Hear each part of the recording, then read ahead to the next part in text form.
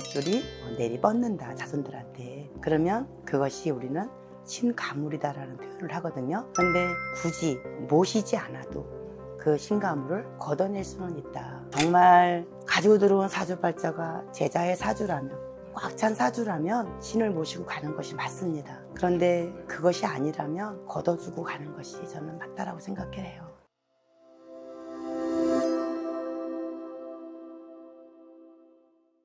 선생님, 안녕하십니까? 안녕하세요. 약사왕입니다. 반갑습니다. 네. 선생님이 전에 촬영을 할 때 한번 조상가물, 신가물에 대해서 한번 언급해 주신 적이 있는데 점집을 방문하면 사실 그 소리 많이 들어보신 분들 많거든요. 그렇죠. 이 조상가물, 신가물이란 게 대체 어떤 건지 정확히 모르시는 분들도 계세요. 네, 모르죠. 제자들도 잘 모르는 분들도 많아요. 그렇죠? 그게 어떤 뜻인 건지 저는 궁금하거든요. 신가물이라는 것은 네. 저도 제자이긴 하지만 네. 신가물이다, 조상가물이다, 참 이걸 분별하기가 네. 사실은 쉬운 거는 아니거든요. 네. 그런데 이제 자손들이 살아오면서 조상 없는 사람 없잖아요. 그렇죠. 조상에서 옛날에 부리던 조상이 있거나 모시고 갔던 조상들이 있거나 부리지를 못했지만 칠성으로다 시주로다 물 떠놓고 빌고 살던 그런 조상들이 있었단 말이죠. 그런 조상들의 자손들은 네. 신의 그 기운이 네. 뻗친다라는 얘기를 하잖아요. 네.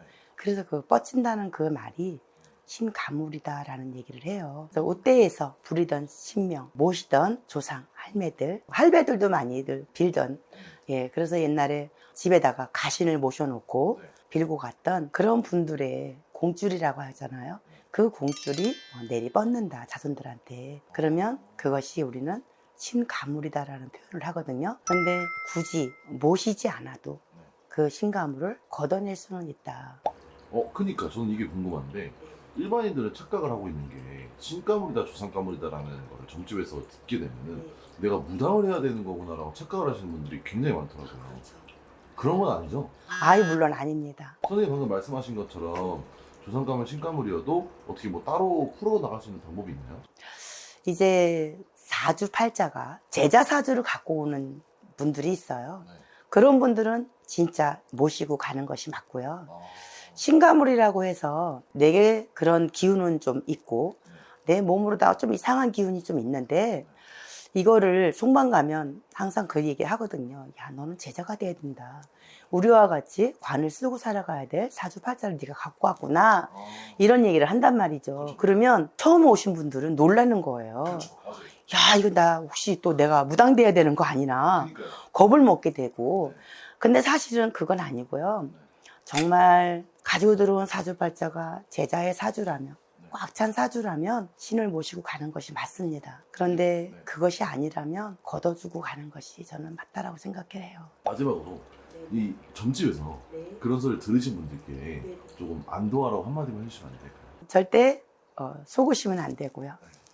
그리고 점집을 한 집만 가지 말고 네. 여러 곳을 한번 다녀보세요.